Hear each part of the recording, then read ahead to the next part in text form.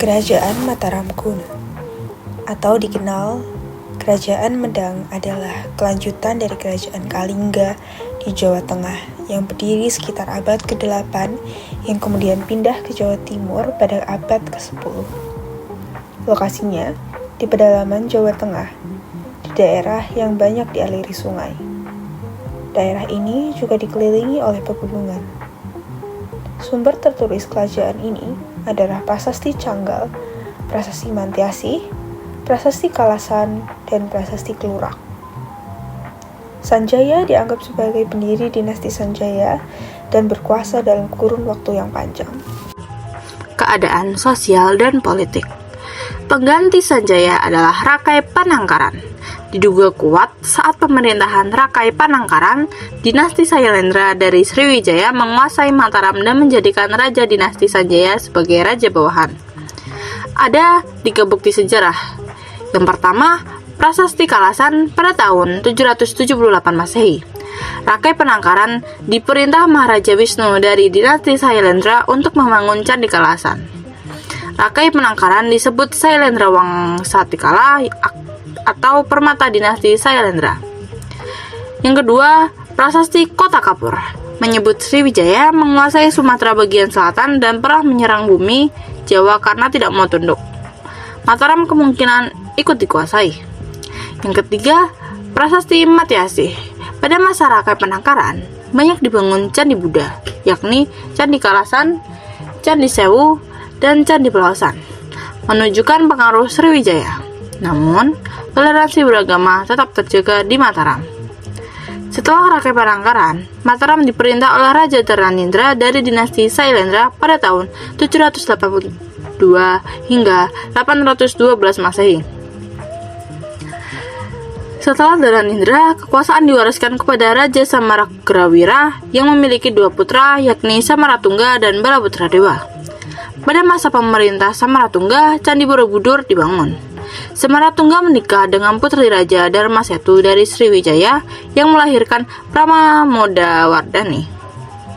Pramodawardhani kemudian menikah dengan Rakai Pikatan, pewaris dinasti Sanjaya. Setelah Samaratungga meninggal, terjadi perebutan kekuasaan antara Pramodawardhani, Rakai Pikatan, dan Balaputra Dewa. Balaputra Dewa yang merasa berhak atas takhta dinasti Sailendra kalah dan melarikan diri ke Sriwijaya. Sementara Rakai Pikatan menganggap Mataram milik dinasti Sanjaya. Setelah itu, Balaputra Dewa menjadi raja di Sriwijaya dan memimpin pada masa kejayaannya.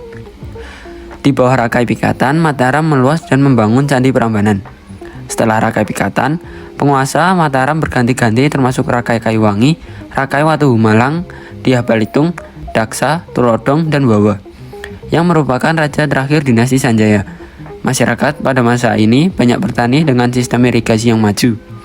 Agama Hindu dan Buddha hidup berdampingan, serta banyak candi-candi yang dibangun sebagai pusat keagamaan. Masa berakhirnya Kerajaan Mataram kuno. Kerajaan Mataram kuno mengalami keruntuhan pada abad ke-11, tepatnya sekitar tahun 1045. Beberapa faktor utama yang menyebabkan keruntuhan kerajaan ini antara lain: 1. Serangan dari Kerajaan Sriwijaya. Pada abad ke-10 hingga ke-11, Mataram kuno mendapat serangan dari Kerajaan Sriwijaya yang terletak di Sumatera. Dampak dari serangan ini melemahkan kekuatan Kerajaan Mataram kuno. 2. Perpindahan pusat kekuasaan. Ibu kota Mataram kuno sempat dipindahkan dari wilayah Mataram ke Jawa Timur di bawah kekuasaan Raja Airlangga. Perpindahan ini menjadi titik awalnya terpecahnya Mataram kuno menjadi 2 bagian, yaitu Kerajaan Mataram di Jawa Tengah dan juga Kerajaan Kediri di Jawa Timur. 3. Faktor internal. Konflik dalam kerajaan serta ketidakstabilan pemerintahan turut mempercepat runtuhnya kerajaan ini. 4. Perubahan alam. Letusan dari Gunung Merapi dan bencana alam lainnya juga berdampak besar terhadap kehidupan masyarakat dan juga kestabilan kerajaan.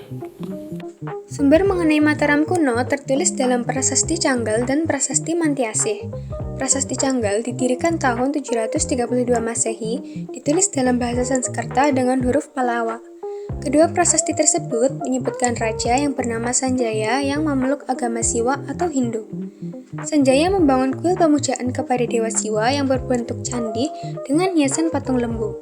Kuil ini dipercaya sebagai kendaraan Dewa Siwa. Dalam prasasti Canggal juga disebutkan mengenai pendirian sebuah lingga di desa Kunjoro Kunjo oleh Sanjaya. Disebutkan juga kondisi ekonomi Pulau Jawa atau Jawa Dwipa yang kaya akan padi dan emas, serta disebutkan mengenai asal-usul Sanjaya. Menurut prasasti ini, Jawa mula-mula diperintah oleh Raja Sana, raja ketiga kerajaan Galuh.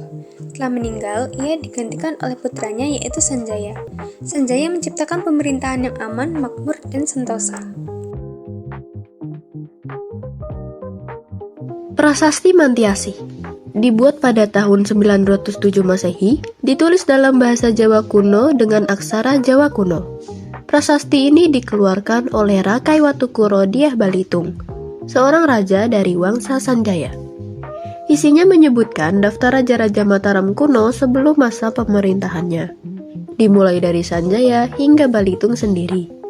Prasasti ini juga mencatat bahwa desa Mantiasi dijadikan tanah sima atau tanah bebas pajak sebagai hadiah atas jasa seseorang. Selain itu, disebutkan juga pengangkatan seorang penjabat tinggi bernama Rakyayan Patih, yang merupakan tangan kanan raja. Prasasti Mantiasi menjadi sumber sejarah penting untuk mengetahui silsilah raja-raja Mataram kuno, serta membuktikan adanya sistem pemerintahan, pengelolaan tanah, dan birokrasi yang teratur pada masa itu. Demikianlah cuplikan singkat mengenai perjalanan kembali ke masa lalu Kerajaan Mataram kuno. Terima kasih atas perhatian dan waktunya dalam menyaksikan video ini. Semoga apa yang telah disampaikan dapat menambah wawasan serta memberikan manfaat bagi kita semua.